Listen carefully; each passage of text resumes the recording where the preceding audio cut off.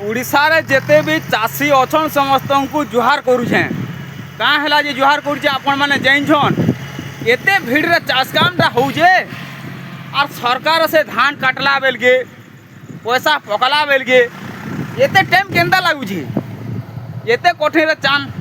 चाषटा होउछे बोलिकरी मुई वर्ष जानिछे। आपण मैंने जानछन गला भिडियो रे मुई पोस्ट करथिली जे मुई तमिलनाडु रहसी चाष काम रो मुई किछि नि जानी इटा पहला खेत के जे इटा पहला जेन माने काम करजन ताकोटा मुई देखुछे सिखुछे।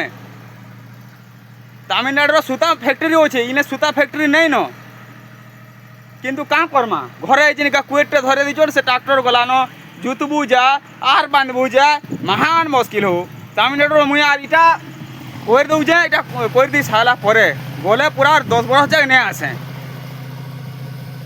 एते भिड़ान काम चाष काम जे महान मुश्किल समस्त को मुझे जुहार कली। एते चाष काम एते भीड़ काम आपण मैंने सबुदिन करुचन 12 मासिक करुचन एते कठिन काम एटा मुझे खाली दिने आई मोर प्लान हो गलान केनता वाला सेने आम